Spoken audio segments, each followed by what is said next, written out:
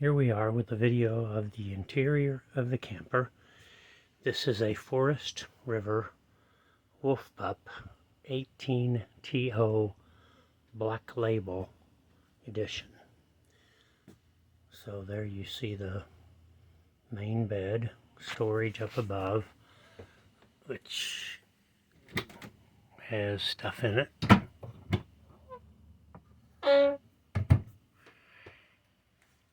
And over here, now that mattress that is on top of that would not normally be there for one person. You would just simply have the couch.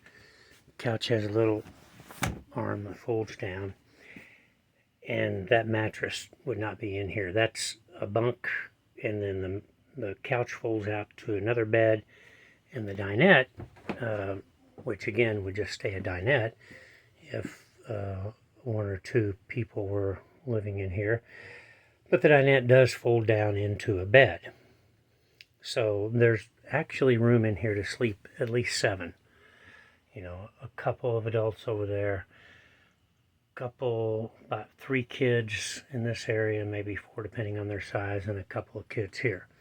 But be that as it may, this is actually supposed to be a place for a television, but since we don't watch television while we're camping, we've put up this rod for hanging clothes. As you can see, there are some other command strips with things there, and there's a thing on the back of the door where various items can be placed. Now this is the all-important bathroom, and this is a typical camper toilet with a flush, foot flush, like so. And so an issue which a taller person might experience, and I'm 6 foot tall, so I'm sort of a taller person, is that your legs are going to come right, or your knees rather, to this door. Now, if there's only one person in here, you don't have to worry about closing the door, so that's not an issue. Inside the shower, let's just see, this is the shower, and so there is room above my head. Not a whole lot, but there is room. And there's a shower head, which obviously comes off.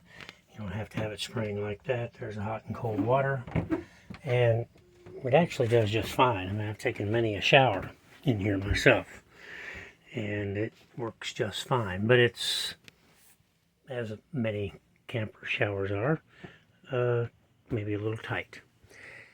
So here we have a nice size refrigerator, freezer up top, and yeah, decent size refrigerator, all things considered. Space on the door for items as well. 2 little drawers down there below. The camper also has, there's the furnace thermostat, and there's the actual furnace. Furnace works very well. We've used it on more than one occasion. There's also a air conditioner up above here, which also works very well. The only disadvantage to the air conditioner is that it, as you would expect, is noisy. But if that doesn't bother you, no big deal. It's a microwave up above the stove. No conventional oven, but there is a 2-burner stove here. There's a cover on it right now, so we won't try to take that off because the coffee pot is sitting there. There are some gauges for the clean-out tanks and so forth, and a nice sink.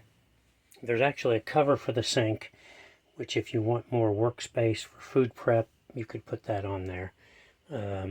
Disconnecting thing there on the sink. Some storage. Well, let's look up above. There's some storage. It's where you keep your Mystic Monk coffee, Hermit's Bold Blend, etc.